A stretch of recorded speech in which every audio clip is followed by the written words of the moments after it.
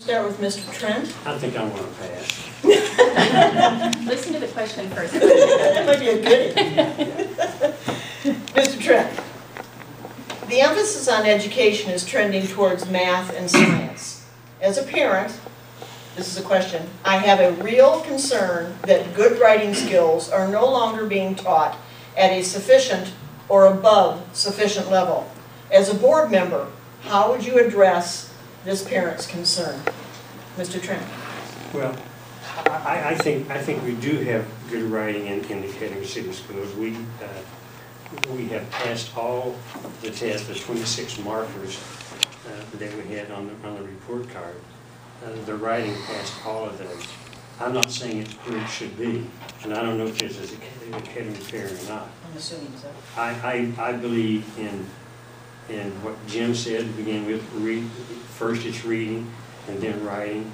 It goes with math and science. But I happen to think that we're doing a good job, at least at the elementary level, of teaching writing. I would agree with whoever asked the question that writing is not being taught as I taught it. I mean, writing was a major subject when I was taught in elementary school. Back when I came to Kettering in the 60s, it was a topic. Now it seems to be integrated into the curriculum, and some teachers do a better job than others. They just do. So the only thing I can say that we can improve it is talk to the curriculum coordinators and look at what we are doing first. I don't think you can just go in and say, no, we got to teach more reading. You got to see where we are before you determine where we're going. And that's the way I would do it. I would work through the curriculum development procedures in Kettering. Thank you, Mr. Trent.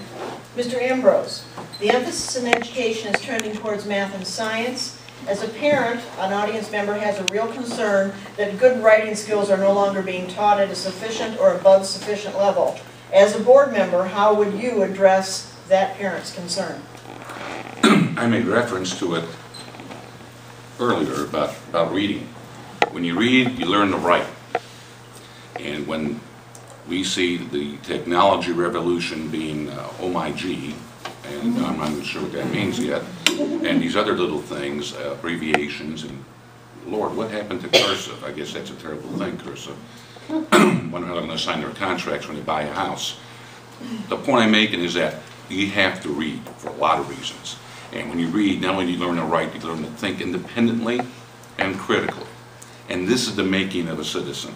Not a robot spitting out mathematical figures or dates and times.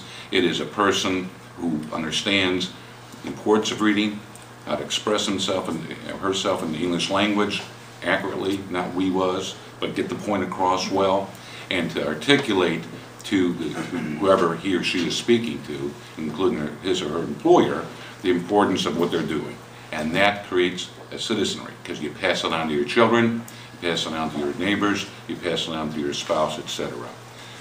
Reading is important, folks, and we've heard this, but so is writing. The written word is imperative, and I think without this board stressing that, beyond the OEA requirements,